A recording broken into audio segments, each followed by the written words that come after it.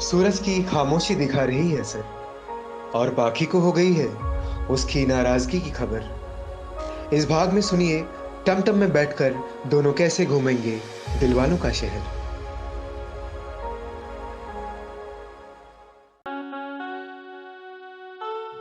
Can I hold your hand, एक खूबसूरत एहसास, कोमल अग्रवाल की कलम से निकला उपन्यास।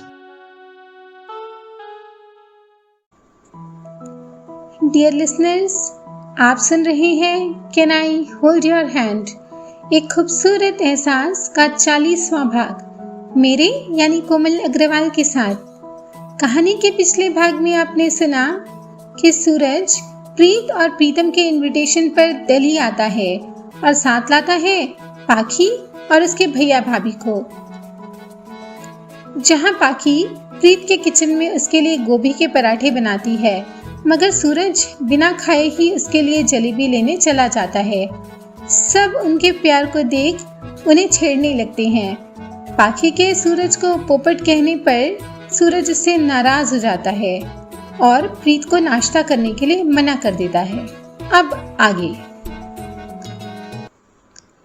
सब लोग नाश्ता कर चुके थे सिवाय सूरज के। पाखी उठकर किचन में गई और सूरज के लिए पराठे बना लाई। प्रशांत और मीनाक्षी प्रीत और प्रीतम के साथ उनका घर देखने में व्यस्त हो गए थे।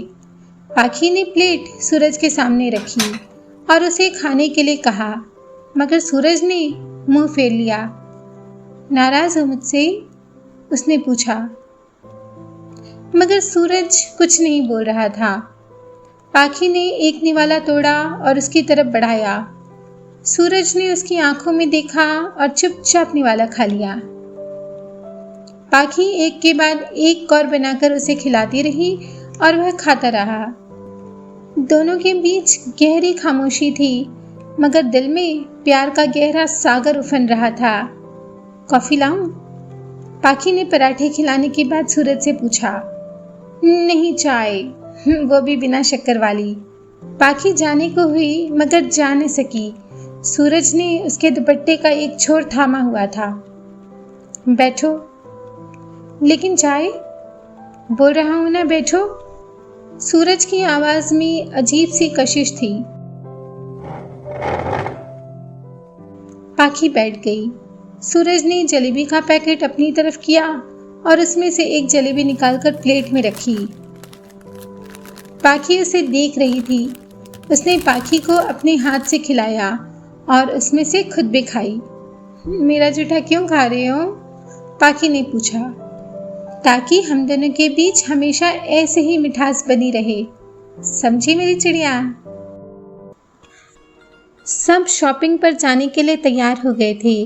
प्रीतम अपने ड्राइवर कालू सिंह से गैरेज में खड़ी अपनी कार निकालने के लिए कह रहा था। तेरी वो टमटम अभी भी है क्या? सूरज ने उससे पूछा। हाँ यार, उसे बेचने का मन ही नहीं करता। लास्ट मंथ भी कस्टमर था मेरे हाथ में, प्रीतम ने बताया।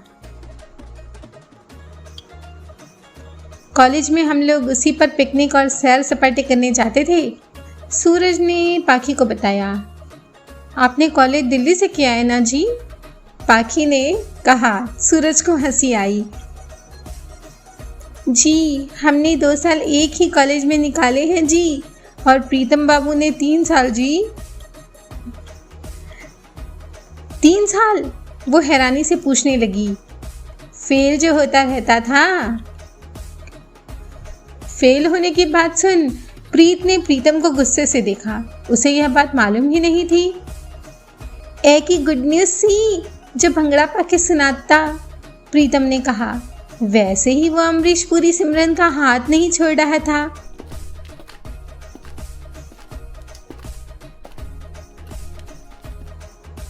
ये अमरीश पुरी कौन है? तभी पीछे से आते प्रशांत ने प्रीतम के कंधे पर हाथ रख पूछा। प्रीतम की तो बोलती ही बंद हो गई। वो भैया, हम आपके हैं कौन? नहीं, मैंने प्यार।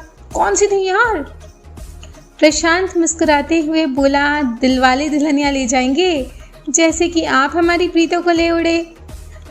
प्रीतम हड़बड़ाते हुए बोला, वो भैया, वो सूरज है ना, हमें पिक्चर ले जाने वाला है। वो कौन सी लगी है यार रीगल में? सूरज अब फंस गया था।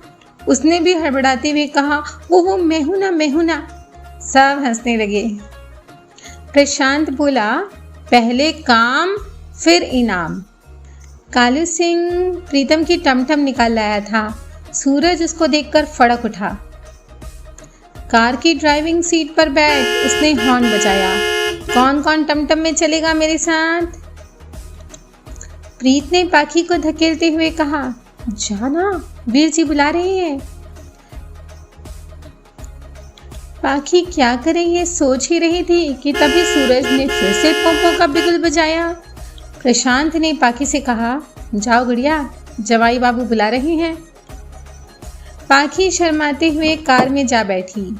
सूरज ने पाखी की तरफ अनजान बनते हुए कहा, और कोई आ रहा है? और कोई नहीं आ रहा। हम लोग तो आज आराम से ऑडी में जाएंगे। ये खटारा तेरी शादी का गिफ्ट समझ के रख ले।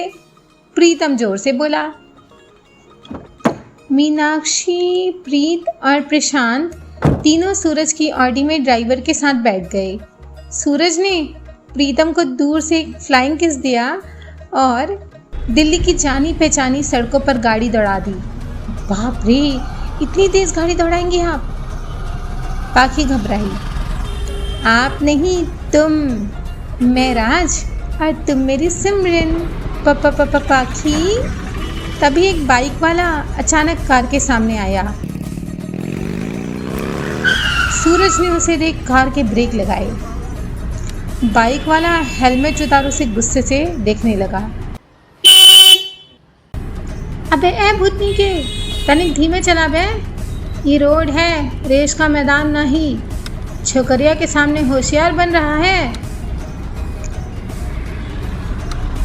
सूरज का तो कचरा ही हो गया था।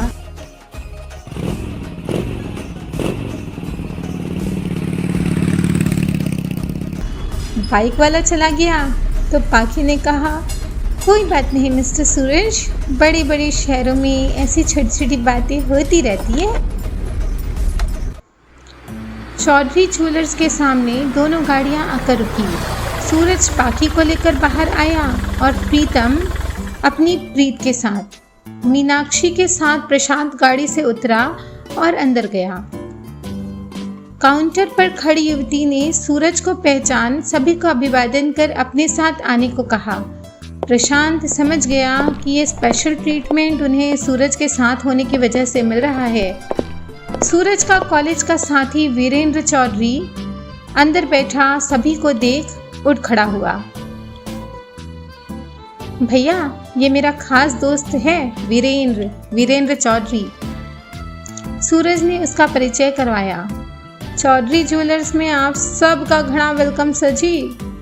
वीरेंद्र ने सबका अभिवादन कर कहा।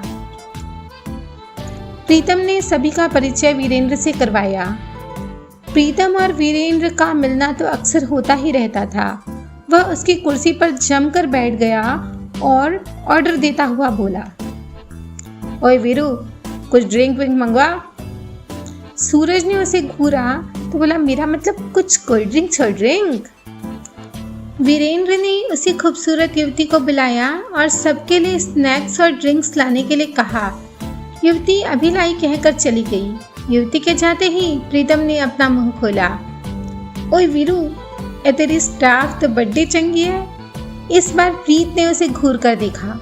प्रीतम को अपनी भूल का एहसास हुआ। प्रशांत की तरफ देखने का तो उसका साहस ही नहीं हो रहा था। सूरज उसे एक कोने में ले जाकर बोला, साले अपना मुंह बंद रखा कर, तेरी तो निकल पड़ी है और मेरी तो अभी शादी भी नहीं हुई।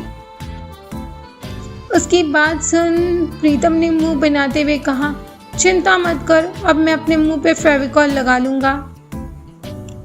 मीनाक्षी और प्रशांत घूम घूम कर गहनों के डिजाइन्स देख रहे थे और उनके प्राइस टैग भी। ये सब तो बहुत महंगे हैं, मीनाक्षी ने फुसफुसा कर कहा। प्रीत उनके पास आई और बोली, भाभी, आपको शादी के लिए कौन कौन से जेवर लेने हैं मुझे बताइए। मीनाक्षी ने ज़रूरी चीज़ों की लिस्ट उसे दी। 2 गोल्ड चेन, ईयररिंग, मांग टीका, नथ और पायल। वीरेंद्र से कहकर प्रीत ने एक एक चीज निकलवाई। मीनाक्षी को सब बहुत महंगा लग रहा था। सूरज ने वीरेंद्र को एक मैसेज भेजा।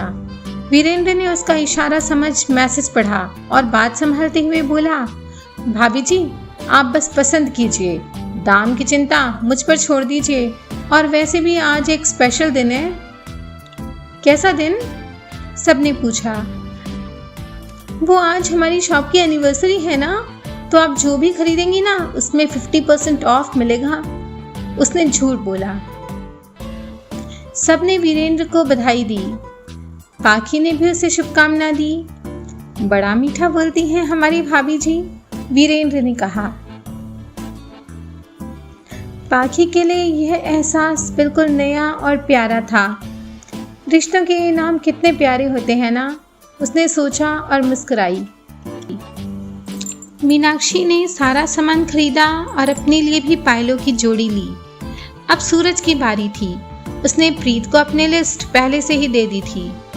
गोल्ड का एक भारी सेट प्रीत ने छाटा, जिसे देख पाखी ने उसे टोका। ये मत लेना, मैं इतना भारी सेट कहाँ पहनूंगी? उसने एतराज जाहिर किया। अपनी शादी पर डियर, अब मुंह बंद रख और मुझे देखने दे, प्रीत ने उसे डांटा। जूड़ा क्लिप, मांग टीका, diamond and gold rings, pendant, bangles, कई जोड़े ईयररिंग्स पसंद कर सूरज ने मीनाक्षी की भी राय ली। इतना सब उन्हें पाखी के लिए लेते देख मीनाक्षी का मन ईर्ष्या से भर गया। वाह रे किस्मत, कहाँ राजा भोज और कहाँ गंगोतेली, उसने मन ही मन कहा। वही युवती सभी के लिए स्नैक्स और कोल्ड ड्रिंक्स ले आई थी। उसके पीछे स्टाफ में से एक और लड़की थी। दोनों युवतियां सभी से कुछ न कुछ खाने पीने का आग्रह कर रही थी। प्रीतम के पास आकर वही युवती खड़ी हो गई। Sir please have it. Pritam कुछ भी नहीं बोल रहा था। युवती ने धीरे से प्रीत से पूछा, मैडम सर क्या आप बोल नहीं सकते? प्रीत को मजाक सूझा। उसने कहा, ठीक समझिए आप, ये बेचारे गूंगे हैं। युवती ने जाते हुए दूसरी लड़की से कहा, कितने स्मार्ट है ना सर, मगर बेचारे गूंगे हैं, बैड लक। तो प्यारे पाठकों, दोस्ती इम्तिहान लेती है, दोस्तों की जान लेती है। प्रीतम तो दोस्ती के इम्तिहान में हो गया है पास, पर गूंगे बने रहने का ये ढोंग कहीं उस पर भारी न पड़ जाए। मीनाक्षी के तन बदन में ननद के ऐश्वर्य और सुख को देख लग रही है आग। कहीं ये आग किसी का दामन न जला कर रख दे। जानेंगे अगले भाग में क्या करवट लेती है प्यार की कहानी। तो सुनिएगा अगला भाग हमारे चैनल कनेक्टिंग ड्रीम्स पर।